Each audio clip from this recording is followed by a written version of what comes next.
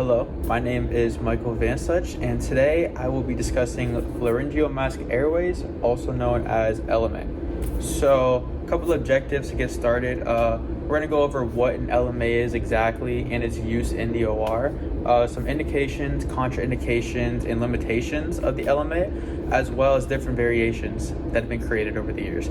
So, what exactly is an LMA? Well, it was invented by a man called Dr. Archie Brain, who was a British anesthesiologist working at London Hospital. He created it in 1981, so a little bit more recent. His idea was inspired by something called Goldman dental nose pieces, which essentially was a mask that would sit over their face during dental extractions, essentially creating an airway for those patients. So the LMA was created to be an alternative to face mask in endotracheal intubations, and essentially it's just an airway device that sits above your larynx, and it allows for adequate ventilation in normal patients. So going a little bit more into detail about what an LMA is, the tip of the LMA here, right, this is going to sit on the upper esophageal sphincter, right, and that's going to establish an airway with a supraglottic seal, so supraglottic above the glottis. Often used as an adjunct for patients that are difficult mask ventilations. So if you have a patient that is difficult to mask ventilate, usually one of the first lines of treatment is to insert one of these. It is, as we discussed, an alternative airway for anesthesia and airway support. This is latex free, so if they have a latex allergy, there is no need to worry. It's made of medical grade PVC that comes with an inflatable silicone mask and rubber connecting tubes. So this is your pilot balloon, and this allows you to feel how inflated your LMA actually is. When you're inserting these, it's blindly inserted into the pharynx, so the back of the mouth, and that forms a low pressure seal around the laryngeal inlet. And with this, when you're giving breaths, we do that via positive pressure ventilation. And while you're doing this allows for gentle positive pressure ventilation. And when I say that, I mean under 20 centimeters of water. Okay, so we discussed a little bit about what an LMA is. So let's go deeper now and discuss some indications as to when you might want to use this in the OR. Starting off, as we mentioned, this can be an emergency airway in case you're having difficult mask ventilation. Usually one of the first things they go to, besides maybe an oral airway, your next step is to throw one of these in, see if you could secure some breaths with this. These are usually used for general cases that do not require paralysis. So if you're doing a case where they don't need to cut through the muscle layer and they don't need that muscle layer paralyzed to do so, this would be a good option. Now for something like a laparoscopic appendectomy, where they're removing the appendix, they need that muscle layer fully relaxed.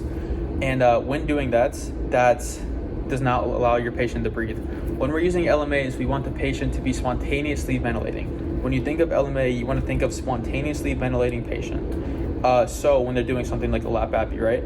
We give them the muscle relaxant and then they can't breathe. So because of that, we do not want to use LMAs in those types of cases.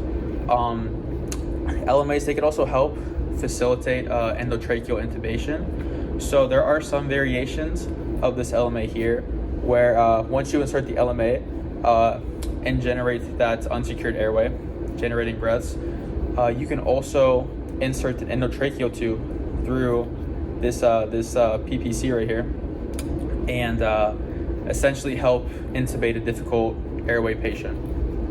Yeah, but for the most part, these are used when in cases where you would like the patient spontaneously ventilating and not paralyzed. So what are some advantages of using an LMA? It's very rapidly accessible. It only takes a handful of seconds to open up one of these, lubricate it, and then insert it into the patient. No laryngoscopy needed when inserting these. So for an endotracheal tube, right, you would like to scissor the mouth and then use your laryngoscope, either a Mac or Miller blade for the most part. And that could be very stimulating or traumatic for the patient.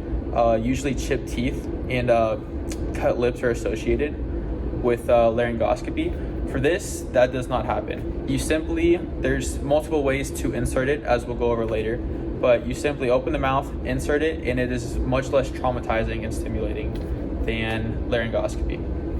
Like we said before, we do not need any neuromuscular blockade. We don't need a muscle relaxant to insert one of these. Just a little bit of sedation. It provides an airway for a spontaneously breathing patient, and it's tolerated at lighter anesthetic planes. So you don't need your patient to be as deep as someone with an endotracheal tube down their airway. Now, what about a couple of disadvantages for using LMAs? It doesn't protect against aspiration. So in a patient that is not NPO, such as trauma or pregnancy patients, you would not want to use these because they're at risk of aspiration. Standard LMAs, they typically do not allow for positive pressure ventilation using a ventilator. That's why we want them to keep breathing spontaneously, so they're taking their own breaths. They're not relying on a ventilator to breathe for them, because again, it's an unsecure airway and we don't want to be pushing air into the stomach. There's also a learning curve for inserting these. It could take multiple tries, several months of practicing to really get good at inserting LMAs. It's a lot easier. It looks a lot easier than it actually is. But I promise once you insert a few of these, you really get the hang of it. And then along with that, as we said multiple times already, it's not a secured airway. So if something were to go wrong, it's not placed correctly, something might be blocking the seal, you lose that airway and you really aren't getting sustained tidal volumes to your patient. There's also a decent amount of contraindications that we should be concerned about when using these. So not every patient would benefit from using an LMA. So that's what we're going to go over. As we already discussed, non-fasted patients, so patients that aren't NPO, you would like to stay away from LMAs. The reason why is because their stomach is full. They've either eaten or drinking. So when we do our anesthesia, right, we put them to sleep, there's a chance that they may aspirate. And because this sits above the glottis, remember, a supraglottic device, when they aspirate, your airway is not secure. So for a tube, right, that's in your trachea, you have the cuff that inflates and secures that airway from any aspiration going into your lungs. Whereas with this, if your patient aspirates, it can get into their lungs and become a very severe issue. So we would like to stay away from these in patients that are NPO, or if they're an aspiration risk in general, right? So if they have severe GERD, right, severe acid reflux, gastritis, you would like to probably stay away from these.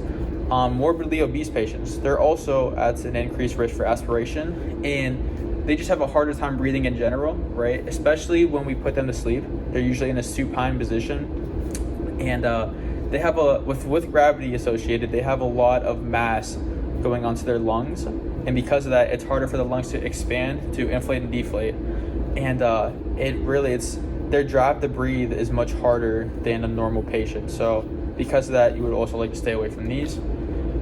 Patients with respiratory disease like asthma, sleep apnea, or lung diseases in general, likely harder for them to breathe spontaneously. So because of that, stay away from LMAs.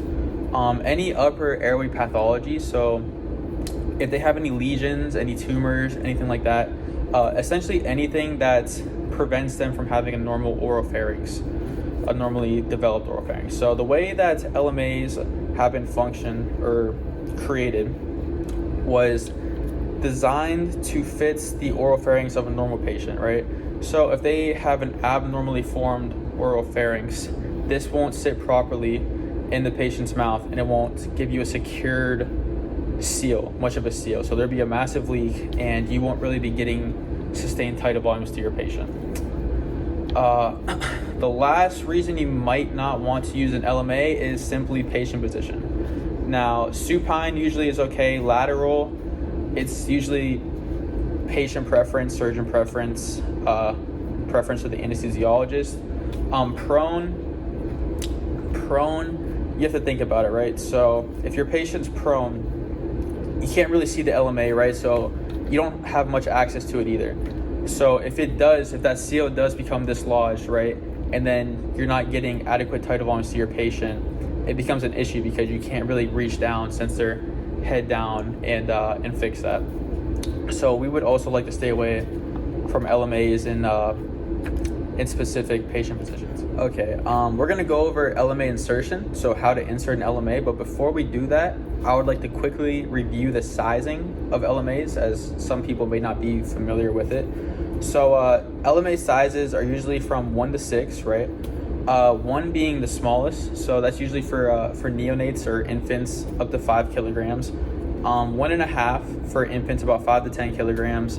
Size 2 for infants and children, about 10 to 20 kilos. 2.5 for children, 20 to 30 kilos. 3 is for children, 30 to 50 kilos, or very small adults. 4, which is what I have here, that's usually the standard size we go to for most patients. It'll fit on most adults, usually for patients about 50 to 70 kilos.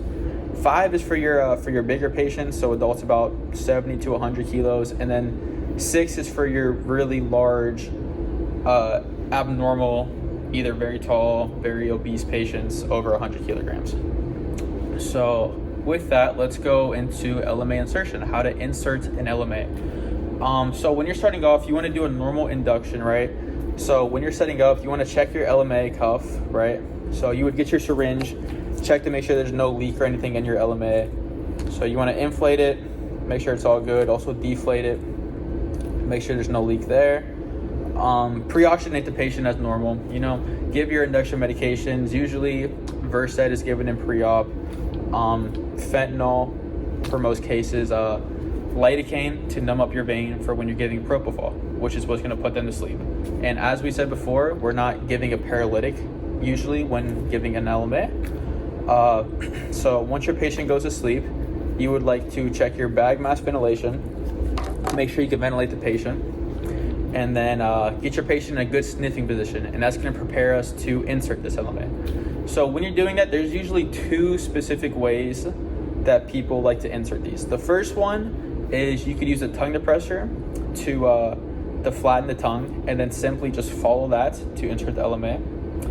And the second way is to scissor the mouth, get a wide opening, a wide scissor, and then you would like to insert the LMA at the corner of the mouth, and then as you're going, sort of turn it about like 45-ish degrees, and then it should slide in right past the tongue into that oropharynx. When you're doing this, you want to have a lot of lube on the back of it, on the back side, so it slides on the hard palate smoothly. Most people, when they're inserting LMAs, they usually don't add or remove any air from it when they're inserting it, but there are some individuals who like to deflate the LMA to insert it. They think it's easier, and then once it's in the correct position, they'll reinflate it. So once it's in the hypopharynx or the oropharynx, you want to feel the balloon, right? And then add and remove any air as necessary to create a good seal. Now, when you're giving your breaths, right? You're giving your breaths, listening for a leak, right? Trying to check if you have a good seal or not. There's several things that may be going wrong if you do hear a noticeable leak, right? So one of the simplest things is that you might need more air or you might need less air. So it might just be a matter of playing with the amount of air that you have in your cuff. Maybe your LMA is too small, maybe it's too big. So there might be as simple as trying a different size LMA. Another thing that may go wrong is that it could be out of position. So usually one of the most common things that happens when inserting an LMA is that the tip here, when you insert it, right, sometimes the tip will get folded back like this. So there's the tip. Sometimes when you're inserting it, it'll get folded back on the epiglottis, it gets stuck. And because of that, that causes a massive leak and you don't get your good seal for your airway. So sometimes you might have to stick your finger deep in the patient's mouth and just simply flip the tip of the LMA up so it sits properly. Another thing that might go wrong is that there might be a mechanical issue. Maybe the cuff has a leak in it. Maybe there's a little bit of a tear or rip that you didn't see. Another thing that might be causing a leak is that the patient simply just might be too light. So if they're on a light level of anesthesia, that can cause a leak too. So it may be a matter of simply giving some more propofol or deepening your anesthetic. But usually the number one cause of a leak is simply the malposition of an LMA. So that's when you want to check, make sure that the tip is not flipped over, make sure there's enough air in it, and make sure that you have a good seal. And then once you do that, it's a matter of securing the LMA with tape and then going on about your other steps to induction. So as we discussed earlier, when we say LMA, we would like to think of spontaneously ventilating patient. Now that you have your LMA in place, we want to think about the maintenance phase, right? The intra-op part of it, if you will.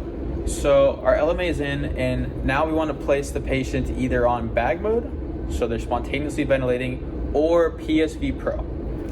There are some other ventilator modes, but those are the two main ones that are usually used with LMAs. Now, on bag mode, right, the patient is, they're initiating their own breaths, they're pulling their own tidal volumes, so the tidal volume that they get is based off of their strength and their effort, and they're inspiring and expiring at their will.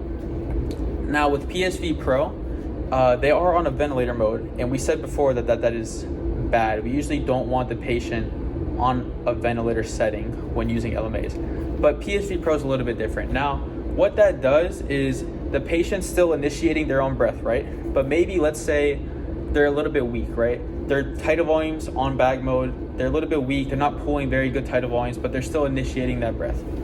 PSV Pro, the patient still initiates their breath, but the ventilator gives them breaths as they go. It gives them tidal volumes as they inspire. So essentially, the patient is still breathing at their will whenever they want, and the vent's just helping them out, giving them some extra breaths each time they initiate a breath.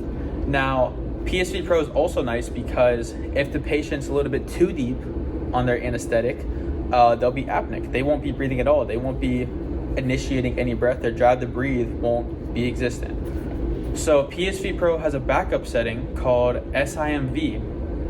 And so what happens is that essentially puts the patient on vent mode for a short while until the patient does regain their drive to breathe, and then they go back onto PSV Pro. So it's more of like we'll maintain the patient, we'll breathe for them for a short duration while they lighten up the anesthetic. And then usually over a minute or two, they go back on PSV Pro, they regain their drive to breathe, and all is well. The ideal duration for procedures for LMAs is about under 2 hours, actually. So usually for shorter cases, that would be ideal, right? The maximum amount of time that you might want to use this is about 4 to 8 hours, and that's just due to it being an unsecured airway. You don't want to go for these longer, more serious cases. You would like to have a more secure airway in case something does go wrong. This is usually more for your smaller cases, things that, like we said, don't need muscle relaxant. Usually not your major cases. You wouldn't really want to use this. And now, so let's say you're at the end of the case. It's time to remove the LMA. Now, you would like to suction, prior to removing your LMA. Deflating the cuff. So for endotracheal tubes, you want to deflate the cuff before you pull it. For these, it depends on a lot of things, right? It depends on mostly the anesthetist in the case. Now, there's advantages and disadvantages to each, right? So it's not essential to deflate the cuff, but the advantage, if you were to deflate the cuff, is that it prevents cuff damage. So if it's a reusable LMA, the cuff likely won't be damaged because it's deflated. And there's also less risk of damaging the teeth because it's deflated, more floppy, less resistance when pulling. Now, the advantage of keeping the cuff inflated, which is what most people typically do, is they don't deflate the cuff. They keep it inflated when pulling it out. The reason they do that is because the secretions, right? So all the secretions in the patient's mouth throughout the entire case will stay on top of the LMA. And so when you remove the LMA, all the secretions come out with it. And that's important because when you remove an LMA, remember, it sits above the epiglottis, supraglottic airway. Now, when you remove the LMA, any secretions that fall on the patient's vocal cords can cause a laryngospasm, which clearly is not something that we want to happen. So it's nice when keeping it inflated because you do remove all the secretions with an inflated LMA.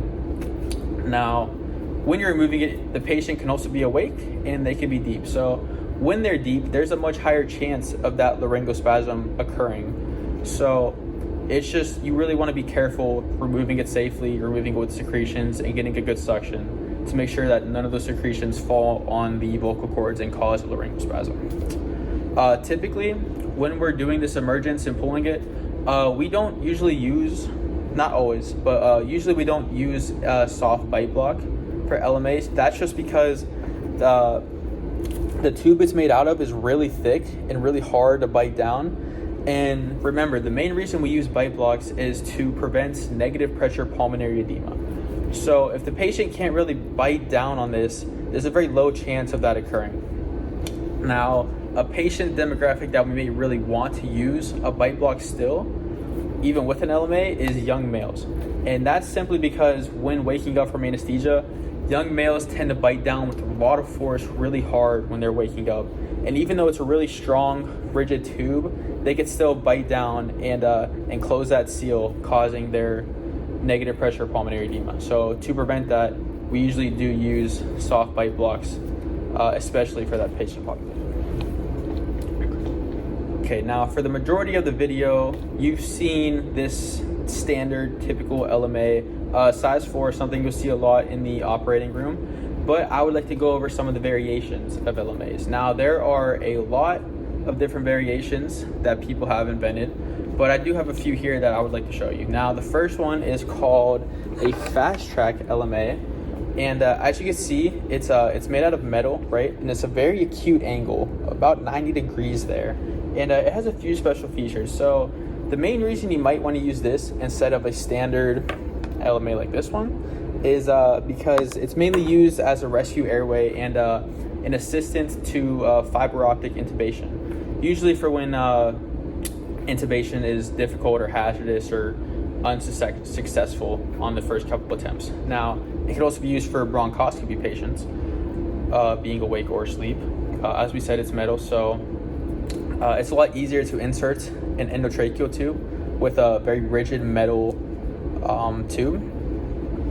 And it has this thing. This is the epiglottis elevating bar. So this is almost like your laryngoscopy blade. So doing a typical intubation, right? You get your laryngoscope in the correct position and you lift. That goes for the same thing here. So it is essentially a laryngoscopy blade with an LMA attached to it. So once you have your LMA in correct position, you can help bag the patient, right? Get some sort of an airway, because remember, this is usually for difficult patients, patients that are probably sick, hard to intubate. So you get that seal as best as you can, and then once you have that, you can use this to lift the epiglottis as you would a typical blade, and insert the endotracheal tube right through here.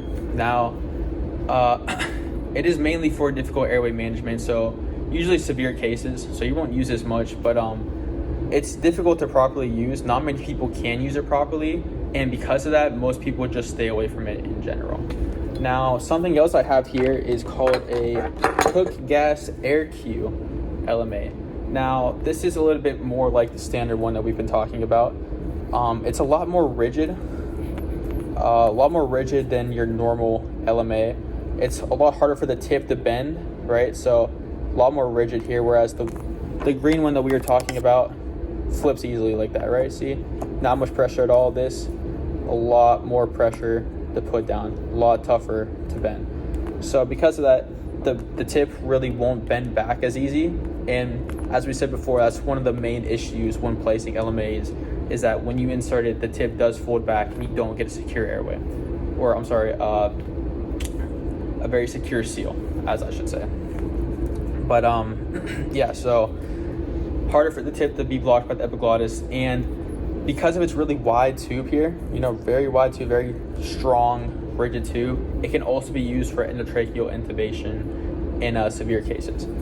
I also have something here simply called an Ambu RF40. It is also a size 2, so you can see it's much smaller than what we have here as like our size 4, for example, right? So this is for smaller, for children, pediatric patients. Just wanted to show you guys the size difference. This is essentially Ambu's version. So Ambu, like the Ambu bag, the life-saving bag. This is essentially their company's version of LMA. Just wanted to show you that there, a lot smaller. The material is a little bit different, but for the most part, it functions the exact same way. It has its cuff still and everything. The last one I would like to go over is called an iGel, right? So this iGel, one of the first things you'll see is that it doesn't have a cuff, right? this has a cuff right here to inflate and deflate, whereas this is made out of this gel-like material and no cuff to be made, no insufflation, desufflation. All you have is this gel-like substance to create that seal around the epiglottis. Now, some individuals, they actually prefer these over typical LMAs, and their thought process behind that is that this LMA sort of warms up in the patient's mouth, and then this gel will soften, right? It's really hard right now, but it'll soften and somewhat form a better seal, almost sticking to the patient's airway versus the standard plastic LMA. So although it doesn't have a cuff, you might be able to get a better seal with this one actually than the standard one. Along with that, it also has a port right here on the side, right there, that tiny little hole. Comes down all the way to this right here, this tiny part at the bottom, and that's to suction out any gastric secretions. So you can suction out gastric secretions with these. So that's just a few of the variations of LMAs. Overall, they all perform essentially the same, right? You have an airway above the glottis, supraglottic airway, and you want to provide essentially bag mask ventilation. Just a more secure version of bag mask ventilation. So we've covered a lot of information regarding LMAs. Now let's see what that looks like in real time, in real practice. So what do you want to do first, right? You want to make sure your patient's adequately oxygenated. So remember, oxygenate 3 to 5 minutes. We want that end tidal oxygen to be at least 85%, preferably 90%. This is standard with just about any surgical procedure. So we have our gas up. We're oxygenating our patient. What are we looking for in our setup exactly? So I have some LMAs here, and I also have a endotracheal tube with a syringe for air. I have a blade in case we do need to intubate. We do have our emergency equipment, and I have a couple oral airways, nasal airways, and bite block. So, as we continue, we are oxygenating our patient. Once we feel we are ready to put him to sleep, we can give our induction drugs, okay? So you would give your fentanyl, you would give your lidocaine, and then your propofol. So you push your propofol, okay? Then they go apneic, they go to sleep. And remember, this is a spontaneously ventilating patient, so we do not want to give rocuronium. So we give her propofol, they go apneic. All right, now it's time to remove the mask and insert an LMA. Now, like I said before, there are 2 different ways to insert LMAs. One is by scissoring the mouth. So scissor the mouth and then insert, hold it like a pencil and insert. The other, which is a bit more safer, especially for Mediman, is simply to use a tongue depressor. So you would still scissor the mouth, use a tongue depressor to get the tongue out of the way, and then we would insert the LMA just like that. Okay, once it's in position, pass the tongue. All right, we can remove the tongue depressor and then attach this. All right, and then we want our APO valve to be less than 20. Remember, we do not want our pressures to get past 20 centimeters of water. So our APO valve around 20 or so. Give some breaths. You want to confirm ventilation. So we're looking for chest rise, right? We're looking for condensation in the tube. We usually see tidal volumes and consistent end tidal capnography. And after that, you can also oscillate. So listening to the left lung, the right lung, and negative in the epigastric. So once you've confirmed this, okay, now is the time where we could put them on PSV Pro if they're still apneic, or we could put them on bag mode if they're starting to breathe now. So they're currently on bag mode. If we want, we could flip them on the vent and we could turn on our PSV Pro, set our pressure support settings and whatnot. So that is how LMAs are generally inserted. That's the standard procedure. After that, you would turn on your gas, lower your flows, do your non-essentials and whatnot, but it's as simple as scissoring the mouth, possibly using a tongue depressor, and sliding the LMA right in. Now, like we said before, the tip might be flipped. So that's when you have to stick your finger all the way inside. It's a little bit awkward, especially on a live person, but sticking your finger all the way to the back of their mouth and just flipping the tip of the LMA, just making sure it's not stuck and there is a good seal. Now, all LMAs are essentially inserted about the same. You know, some are a little bit more difficult than others. For example, our intubating LMA, our fast track, this, like I said before, is not really used because it's hard to insert. As you can see, it's like 90-degree angle. And going into a person's mouth like this and then having to go all the way up, it's really difficult. We could try it on many man. So as you can see here, it's pretty difficult to get in as it is. And then once you are in, trying to flip it 90 degrees is quite a challenge. So we have it in, and then you would lift up. You would lift up right here with your handle and then insert a small like 7/0 endotracheal tube through this right here. Not commonly used because of its difficulty. There are better options available, but if you do have one of these and you need to use it, it's important to know how to do so. Here we go. Here is another variation. We said the cook gas air cue. About the same thing as the other LMA. Only difference here is that it might be a little bit more difficult to place just because it is more rigid. There's not as much flexibility to it, so you have to really insert it a little bit tougher. But again, we don't want to be forcing anything. So when you're putting these LMAs in, you don't want to force them in. That can cause trauma to the patient, and you can create an injury that wasn't once there. So like we said before, mass ventilate, right? Mass ventilate. Once you push your induction agent, usually propofol, okay, finish there. We could scissor the mouth, insert the LMA. It's a little bit too big for Mediman. It's really hard with the rigidity of it, but you would insert it, same as before. Attach this, attach your circuits, and then go about with turning your gas on, confirming placement and whatnot. Something also important to note is that if you're reading literature or textbooks, it says to always secure your airway with tape, whether that be an endotracheal tube or an LMA. In real practice though, most of the time, LMAs are not secured with tape. Most of the time they are just hanging like so.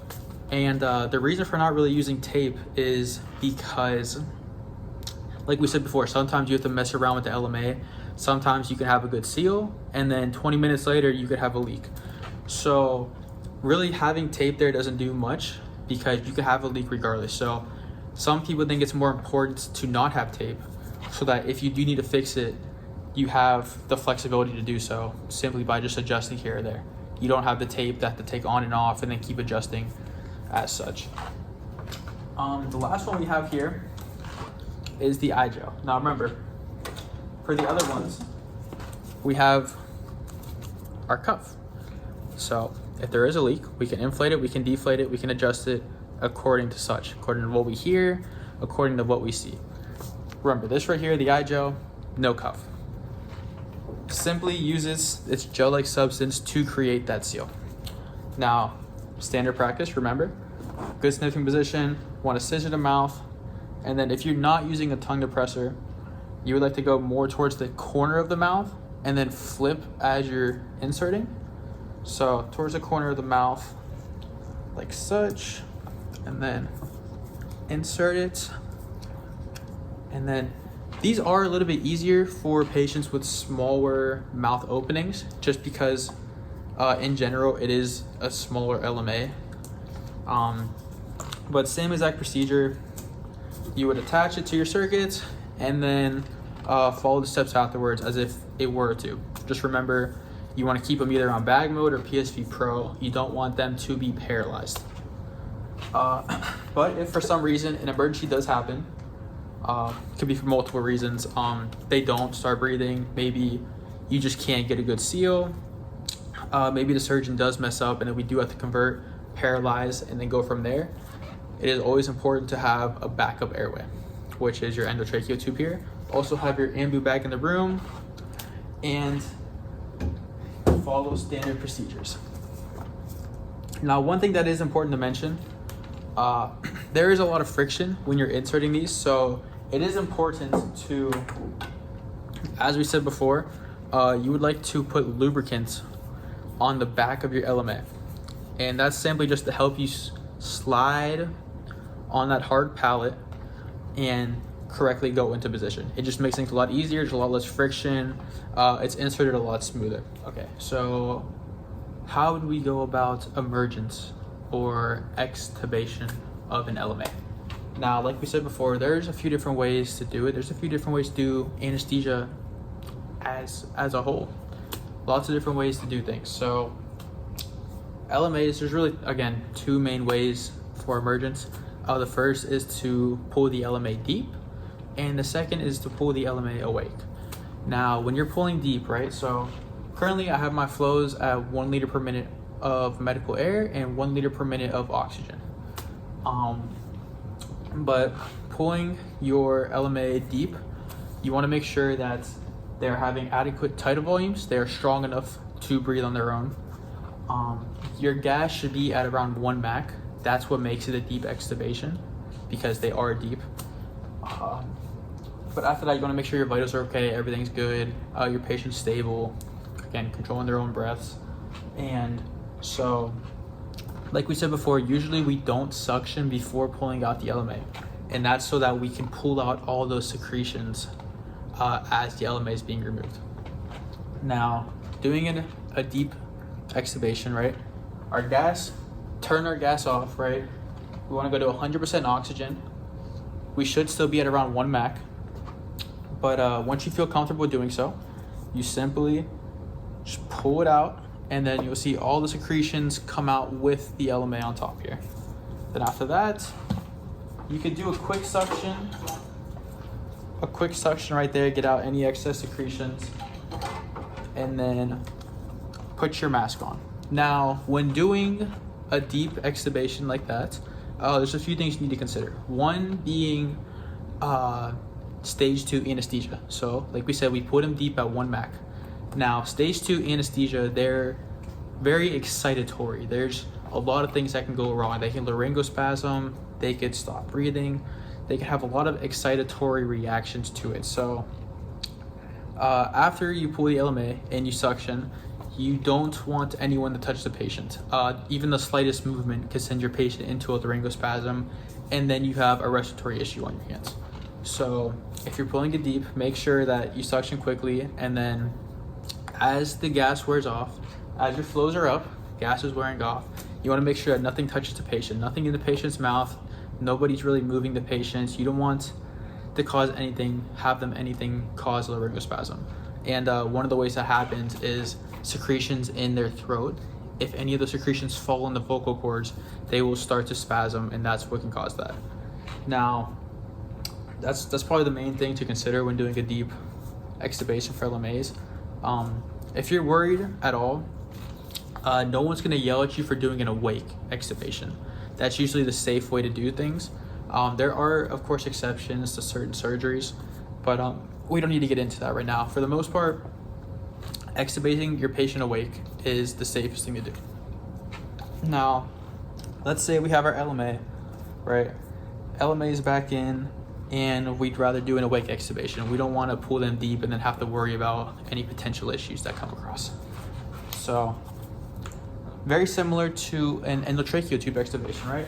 So let's say our flows are back to 1 and 1, our gas is on, and we're ready to start waking the patient up, right? They should already be breathing on their own, like before. As they start to get stronger and stronger, we want to turn the gas off and turn our flows up to eliminate that gas. So gas comes off, we want to go to high levels of 100% oxygen, or high flows, and then simply wait for the patients to blow that gas off and wake up. Now, you'll see the tidal volumes, they should be stable, maybe get a little bit stronger, but you'll see the gas 0.8 Mach, 0.6 Mach, 0.4 Mach, You'll know they're in stage 2 anesthesia by if you open their eyelids, right? If you open their eyelids, their eyes should be distended, right? They shouldn't be straight looking forward at you. They should be distended, and that's a good indicator of the patient being in stage 2. And like we said, that's usually the time that they're the most excitatory, and that's when problems usually arise when eliminating that gas. So just be cognizant of that. Yeah, let them blow off that gas, and then once that's off, you can get them another stimulus, right? So, hey, open your eyes for me. Can you lift your head? Can you squeeze my hand? That sort of thing. Once they're awake and they're responding to you, and they're pulling good tidal volumes, that's when it's a good time to pull your LMA. Now, like we said before, we don't really do a suction because we want to pull out all the secretions with it. You can, if you're worried about negative pressure pulmonary edema, you can use a bite block. Not too common for LMAs, but there's no harm in doing it. So there's that. But again, simply, all right, they're awake, they're responding to you. So time to pull that LMA, just like that. You would throw it away, and then attach that mask. Make sure they're getting oxygen, make sure they're pulling their own tidal volumes, and there's no respiratory issues arising. If you really want to, you could give a suction while they're awake, just a quick superficial suction to help them out, try to eliminate some of those secretions. But all in all, it's very simple to do so. Usually a lot easier than endotracheal tubes, a lot faster, like we said before, less anesthesia. Overall, LMAs are very useful. They're a tool that usually isn't used enough. They have a lot of benefits to them, not many disadvantages, not many contraindications. Most surgeries that are about under 2 hours really could benefit from using an LMA. Of course, you have your exceptions, patients that are really sick, a lot of comorbidities, aspiration risk. But for the typical somewhat healthy patient, these are a great tool. Still, again, like we said before, relatively new, only about 20-25 years, maybe 30. But yeah, it's a great tool. It's really expanding in the field of anesthesia as we try to optimize patient care by being as minimally occlusive as possible. So usually, if you really wanted to, you could do an endotracheal tube for everybody. You could put them to sleep, you could paralyze them, you can give them all these drugs, but a lot of times we really don't need to. That's not optimizing patient care. It's not optimizing your time in the operating room. So this is a really good alternative. A lot faster, a lot less anesthesia being used. Really good for regional blocks, which also help for post-op pain. A lot of advantages to these, and I think people really should start using them more. Again, like we said, doesn't take much practice to get good at it. But yeah, I really hope you guys like this video. Hope you learned a little bit about LMAs, different types, indications, contraindications, a lot of things we talked about today. But yeah, I hope you guys liked the video. Hope you learned a lot about LMAs, and thanks for watching.